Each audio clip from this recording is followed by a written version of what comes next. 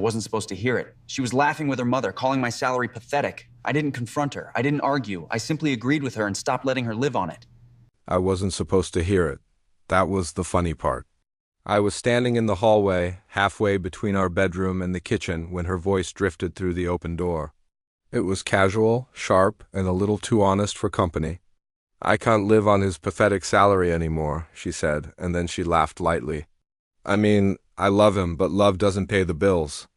Her mother chuckled in response, the sound warm and approving. "You deserve better," she said. "You really shouldn't have to struggle like this." I stood perfectly still, my car keys clutched in my hand. I tried not to move, not to even breathe too loudly.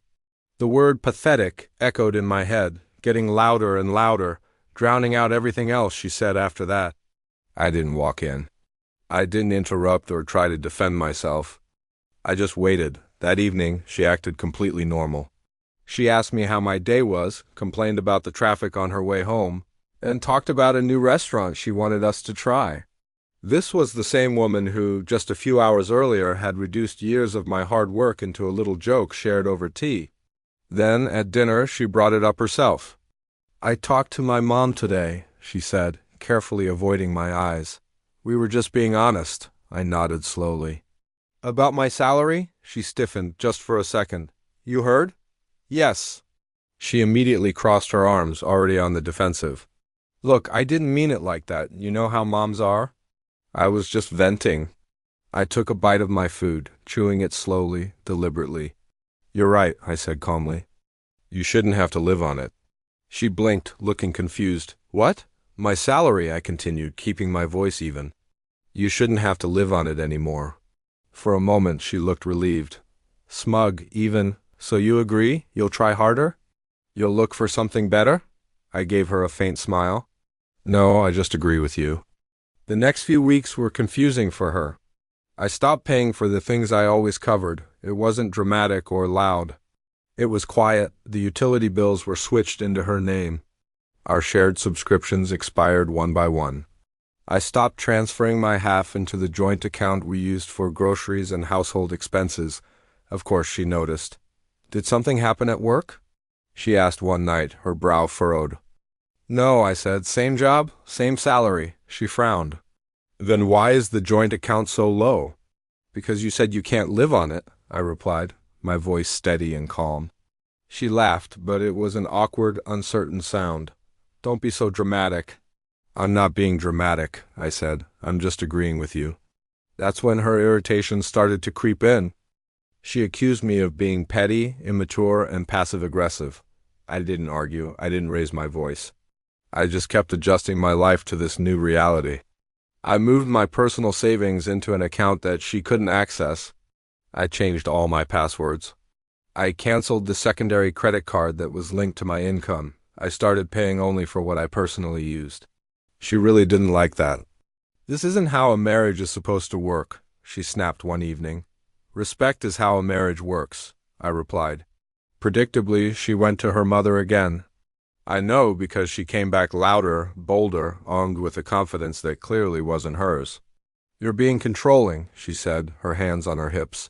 "My mom agrees." I just nodded.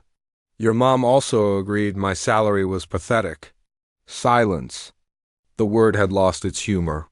It hung in the air between us, cold and heavy. What she didn't know, what she had never bothered to learn in all our years together, was that my salary was only the visible part of my income.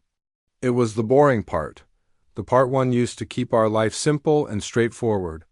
I never talked about the investments I'd been making since I was 20, or the company shares I had quietly accumulated over the years, which had grown significantly in value, or the side consulting work I did under a different business name, which brought in a substantial, untracked income.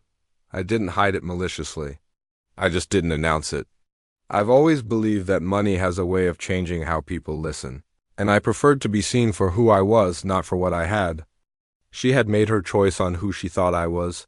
When the separation papers arrived, she actually laughed at first.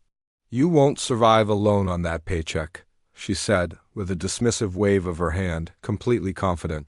I didn't correct her. There was no point. The mediation meeting was when reality finally shifted.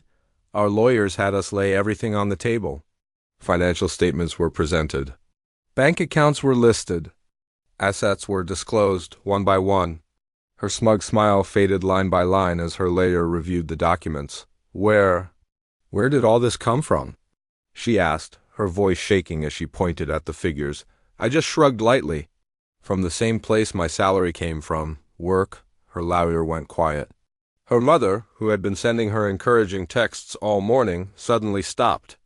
All at once, my income wasn't pathetic anymore. Suddenly it was misunderstood, it was misjudged. It was not explained properly. It's funny how words change when the leverage disappears. She tried to soften her stance. She tried to apologize. She tried to rewrite the entire history of our relationship, painting the conversation as a one-time mistake, a simple misunderstanding. She talked about couples counseling, about starting over, about how we could build a better future now that everything was out in the open. But it was too late. The words she said that day weren't a mistake. They were a window into her true feelings. She hadn't been venting, she had been honest. She saw my value not in my character, my support, or my love,